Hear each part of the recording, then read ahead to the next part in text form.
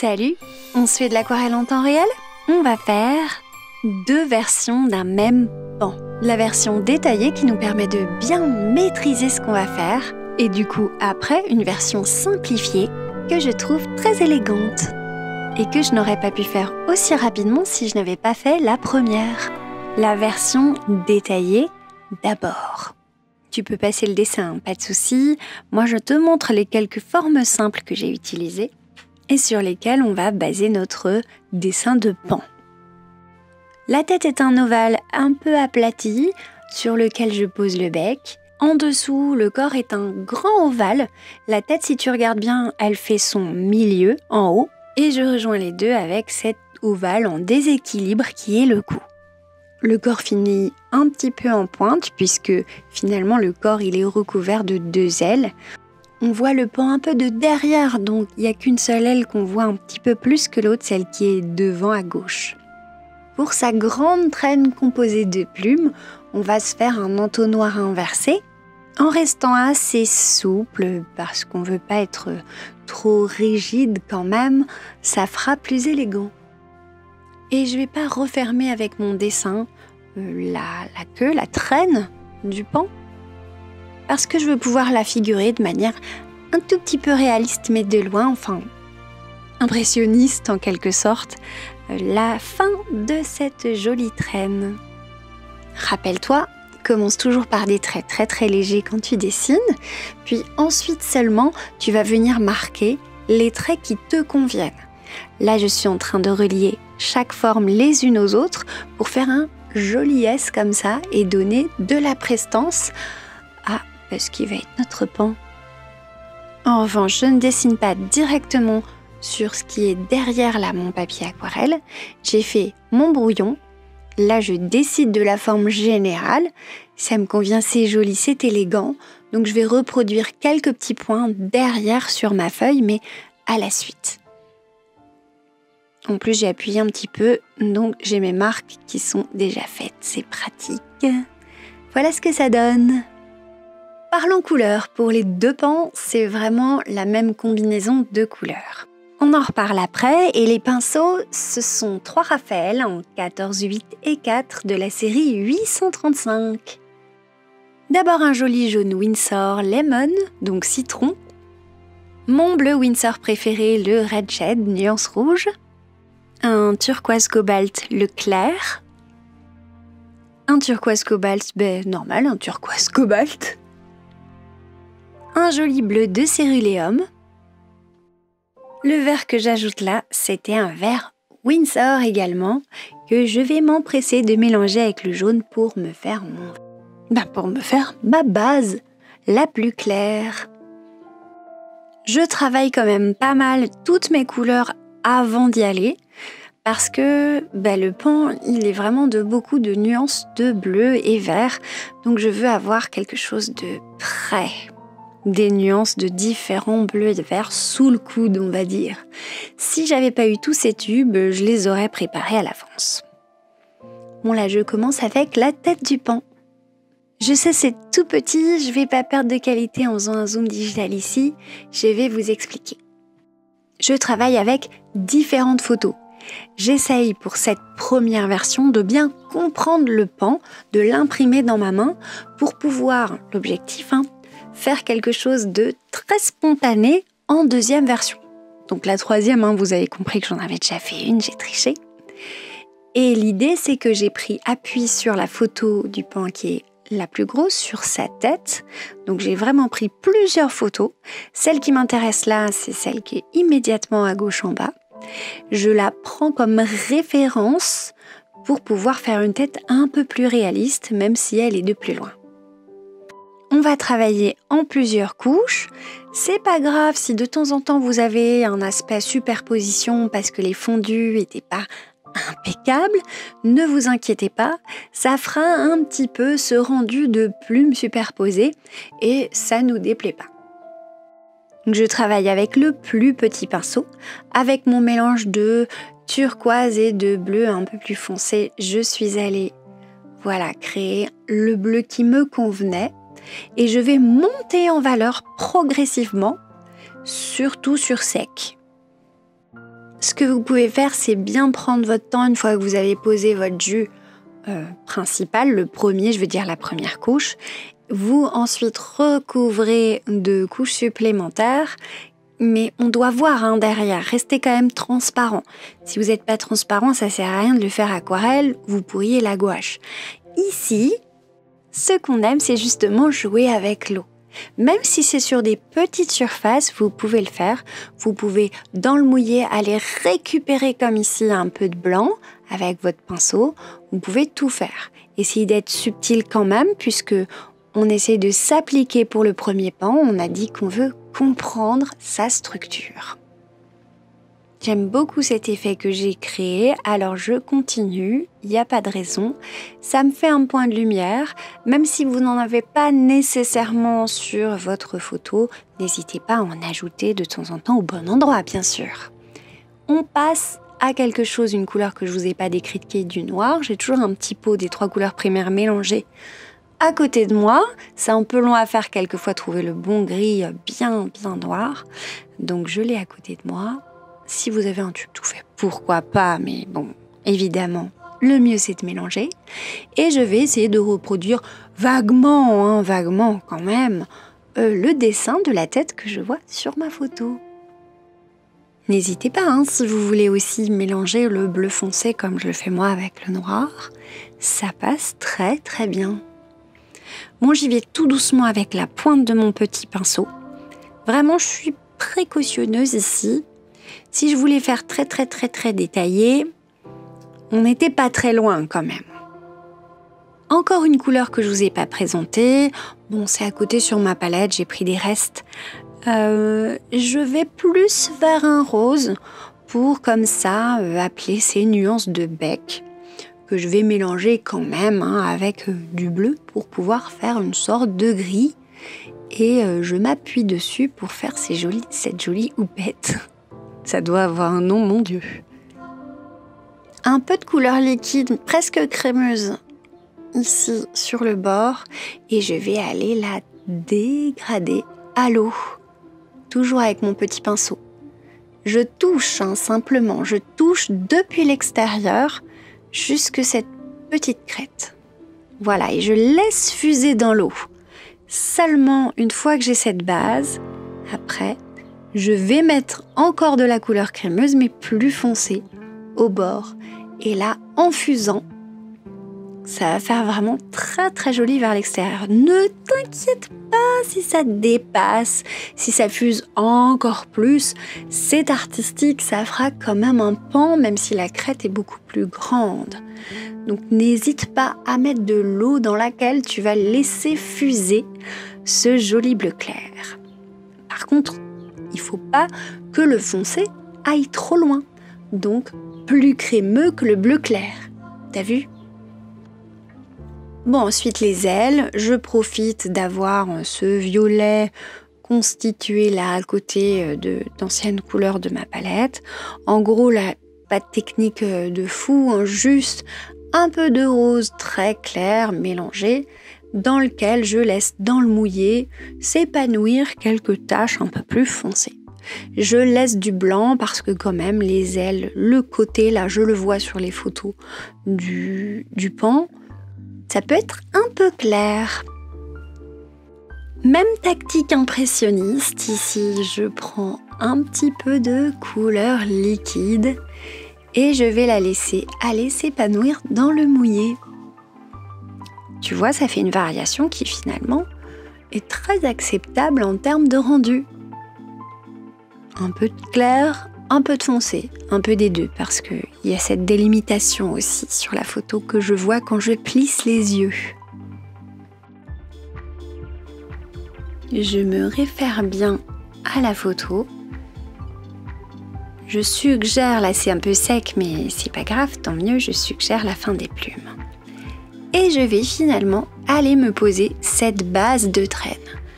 Alors, c'est assez simple ma base, je veux que ce soit assez réussi, donc je commence quand même précautionneusement en haut à l'aide de ce jaune mélangé que j'ai à peine mélangé, mais tout de même, parce qu'on ne veut pas trop jaune, on veut plus vert. Je l'étire à l'eau. Attention à ne pas trop gouacher, c'est-à-dire que je veux rester transparente là.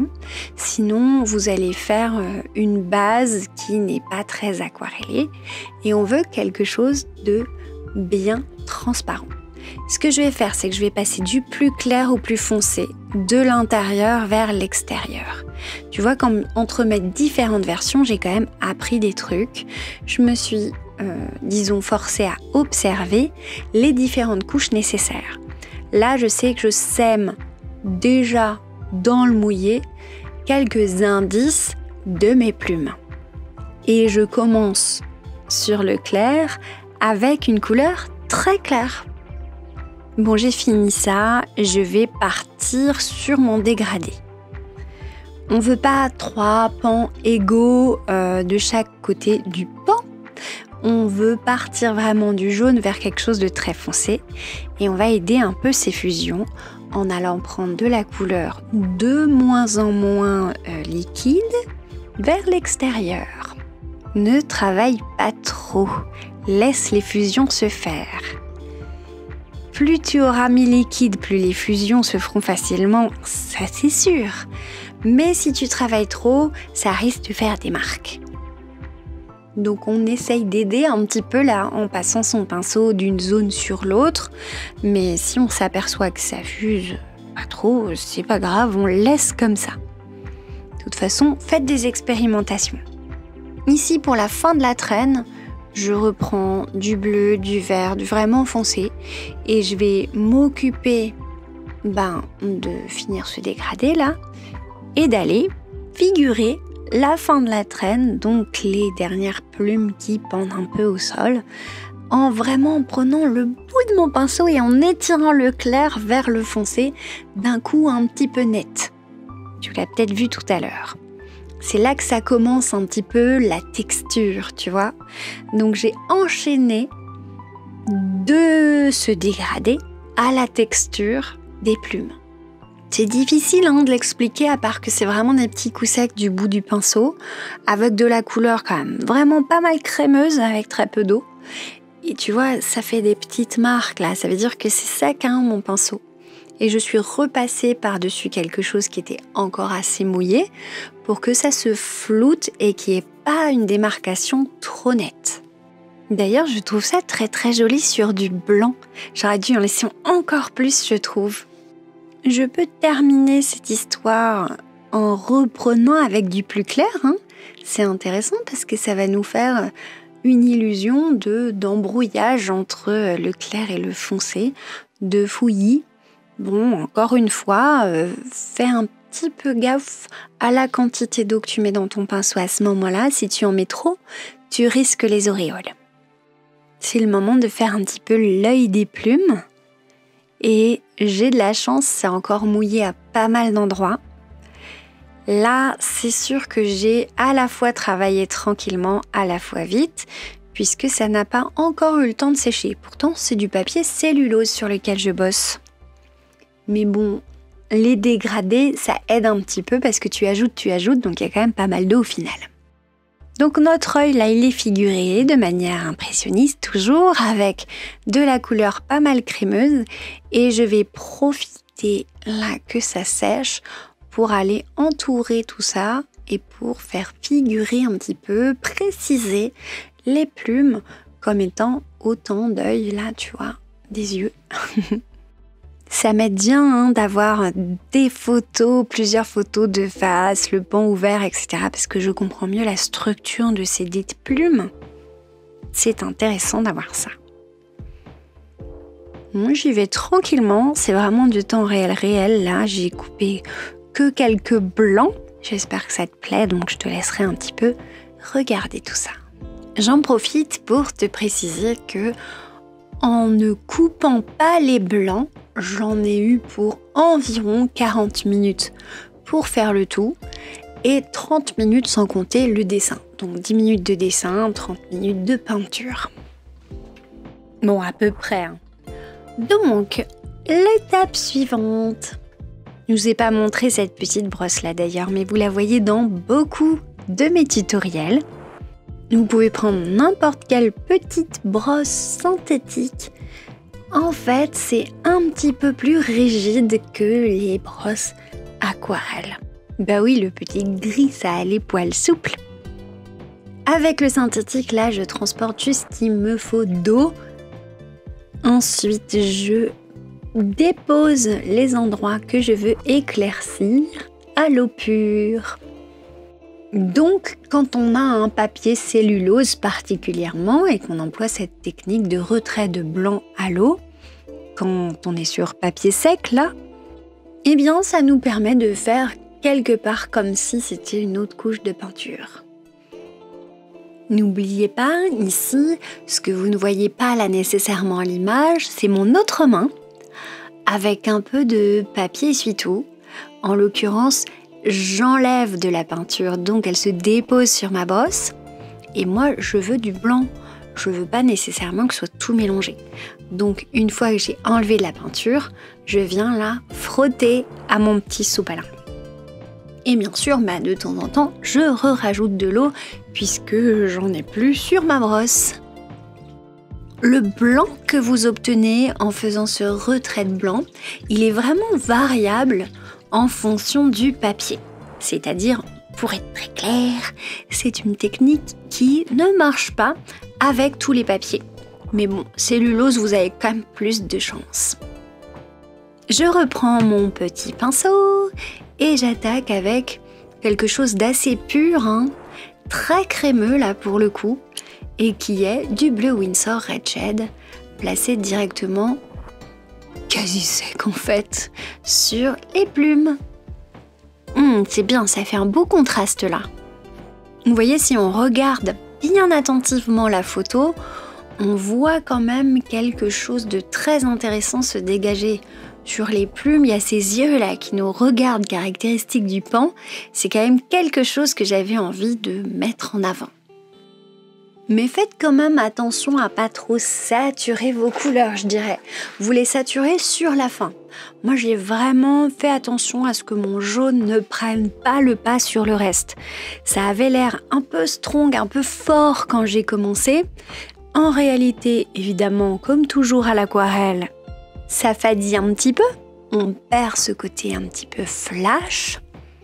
Mais c'est une bonne chose pour le pan, on veut pas du jaune, on veut quelque chose qui se fonde, on veut comme un chatoiement.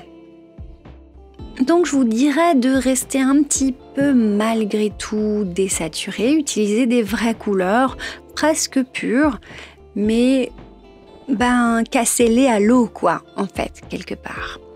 Et du coup, vous verrez comme cet œil ressort encore plus magiquement. Bon, je pense qu'on a besoin d'encore plus de nuances et de dégradés. Je vais donc intensifier certaines zones.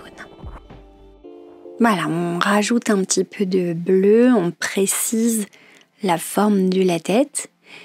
Et puis, j'ai quand même très envie de redéfinir encore mieux les plumes et je récupère du vert. Donc ici, quand je vous dis que j'étais sur une méthode un petit peu classique, c'est vrai, c'est-à-dire que je suis partie du plus clair vers le plus foncé. J'ai redégagé des blancs. Je m'en suis servie parce que en contraste, ça fait vraiment encore plus contrasté avec du foncé. Et puis j'entoure pour resuggérer un petit peu le rond de ces plumes, de ces extrémités de plumes. Ce que je vais faire en dernier lieu, j'espère que ça va vous intéresser, que je vous l'ai laissé, c'est corriger la forme. Je reprends ma brosse synthétique, je prends beaucoup d'eau dedans, et là, cette fois-là, je vais vraiment frotter.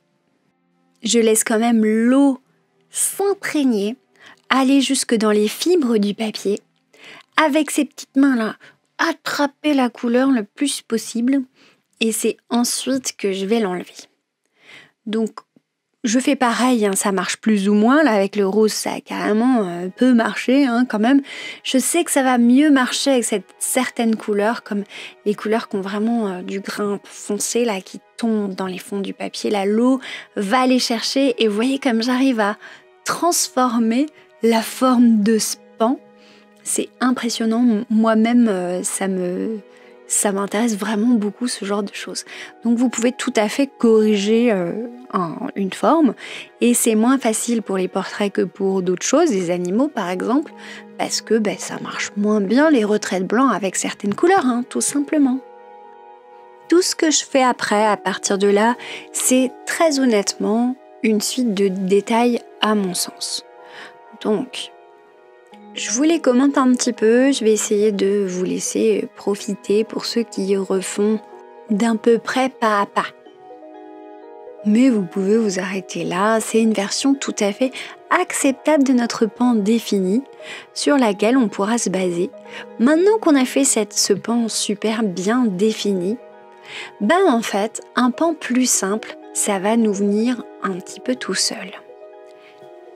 Et oui, parce que quelquefois on réfléchit en faisant et c'est comme si la main s'habituait. On a fait ce dégradé-là, on a utilisé ces couleurs-là et du coup pour la deuxième version, ça va nous venir beaucoup plus rapidement. Il y a un exemple que j'aime bien pour illustrer ça, c'est Hugo Pratt. Quand on regarde l'intégrale des aquarelles de Hugo Pratt du début de sa vie à la fin de sa vie, on voit au début des Indiens et des cow-boys super détaillés et à la fin de sa vie, on a quasiment que des taches qui vraiment représentent très très bien les cow-boys. Il s'est habitué, il a sa main qui est faite pour représenter déjà ce qu'il souhaite. Donc c'est un petit peu finalement cette vidéo comme une illustration de ce principe. C'est, je vous montre comment on fait un pan détaillé, certes, mais ensuite on va faire ensemble un pan beaucoup plus stylisé. Et celui-là, je ne l'aurais pas fait aussi rapidement, comme je le disais au début de la vidéo, si j'avais pas fait le pan détaillé en premier. Donc évidemment, restez dans cet ordre-là, si vous voulez un peu le même effet. J'utilise mon rose de fin de palette afin d'asseoir mon pan dans le sol. Mais avec le recul, je ne sais pas si c'est tout à fait indispensable. Ça dépend de l'environnement dans lequel vous mettez votre pan. Je trouve que sur du blanc, c'est tout à fait joli. Et honnêtement, je vous montre pas, mais une fois encadré, c'est charmant.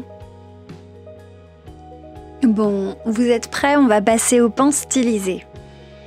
Je reprends mon cobalt, mon petit turquoise là, et je vais faire le haut de la tête avec quelque chose de liquide / crémeux et je vais enchaîner immédiatement dans ce liquide / crémeux avec quelque chose de très foncé. Donc ça va fuser tout seul. Faites juste un tout petit peu gaffe à ce qu'il n'y ait pas trop d'eau sur votre pinceau à ce moment-là. Je vais aller insister avec ce que j'ai sur le pinceau, en profiter un petit peu pour faire les contours qui vont descendre sur l'aile. Puis j'étire ma couleur à l'aide d'eau que je suis allée reprendre sur mon pinceau, le même pinceau. Ce qui va avoir pour mérite d'étirer la couleur comme je le disais, donc de faire une légère variation de soi-même sans vraiment changer quoi que ce soit. Et j'enchaîne directement avec le jaune. Oui, ça va se mélanger tout seul. Si vous mettez beaucoup d'eau, ça va faire une auréole, donc on va pas le laisser comme ça. On va continuer à l'étirer, mais un peu plus crémeux. J'ai failli faire une bourde quand même. Donc je vais très très vite. Là, tout de suite, je passe à ce jaune que j'ai fait descendre. Je sais que ça va être mon jaune de base pour mon dégradé. Le dégradé de la traîne. On a stylisé un petit peu le dessin, je l'ai aminci mon pan. Je vais aller sur quelque chose de relativement vaporeux et je vais enchaîner tout de suite avec le dégradé. Je plonge le pinceau d'abord avec le bout vers le haut et ensuite un peu plus franchement vers le bas. En quelques minutes, vous aurez la base du pan. Par contre, ça ressemble vraiment, c'est quasiment la même technique, c'est juste que je me repose un peu plus sur les détails pour le premier que pour le deuxième. Ici, j'ai appris, je vais me servir de ce dont j'ai appris pour aller styliser le deuxième pan. voilà, on va laisser ces marques là s'étendre toutes seules. Ne prenez pas peur si vous avez quelques marques. Il est fort possible que le fait que l'un et l'autre des côtés soient mouillés leur permette de se rejoindre sans marque. Donc je continue. Au début, j'avais quelque chose de très liquide. Je fais de plus en plus crémeux vers quelque chose de très foncé. En bas, je suis quasiment gouachée, hein, vous voyez. Très peu d'eau en bas au final. Et voilà que en 2 minutes, on a fait la base de notre pan. On enchaîne sur le foncé. Toujours notre bleu Windsor à tendance rouge qui va vraiment m'émerveiller là tout du long. Ça rend très très bien avec ce camailleux. Je m'en fiche si ça fait des petites auréoles, rien du tout à faire. Hein. Alors là, je laisse complètement aller. Je fais le crémeux, soyez spontané, c'est ça qui compte. Toi, sois spontané, je te parle, et oui, parfaitement. Donc tu vas voir. Une fois que tu auras fait un truc bien détaillé, ça te permettra de te lâcher sur le deuxième. Mais il faut faire la même pose du pan, hein, sinon forcément tu continues d'apprendre des trucs. Là, t'apprends et puis t'appliques ce que t'as appris. J'insiste un petit peu sur ce côté du pan.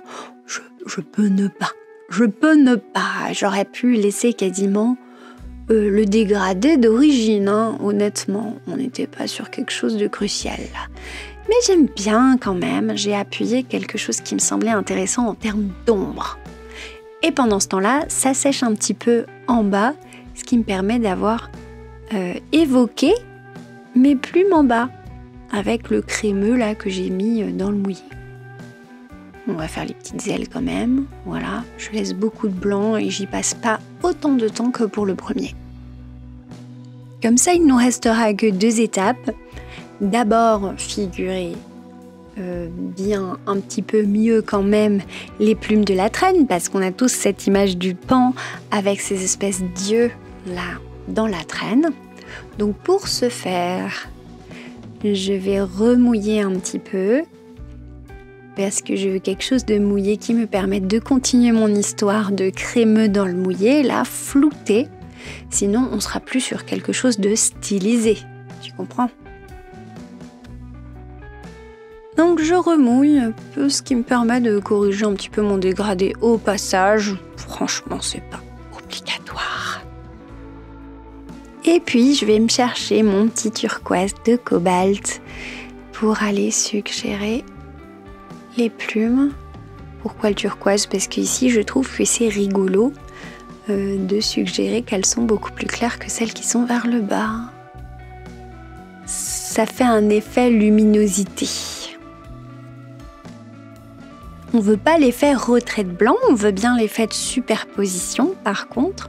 Donc, fais gaffe à juste pas poser de sopalin dessus, pas non plus trop frotter, parce que sur du papier cellulose, sinon ça va s'enlever la couleur. Ici non, on veut juste remouiller, éventuellement corriger. C'est bien aussi, on peut corriger à l'aquarelle, je te le montre là. Et on va continuer nos superpositions, après avoir remouillé comme ça, avec quelque chose de foncé pour rendre le contraste dont nous parlions sur le premier pan. On va pas en faire trop quand même, hein. J'espère que tu vas être d'accord avec le moment lors duquel je m'arrête. Je pense que c'est crucial de savoir simplifier pour faire quelque chose de beau. Surtout à l'aquarelle. Sinon, tu peux prendre une photo. Non, j'ai pas dit ça.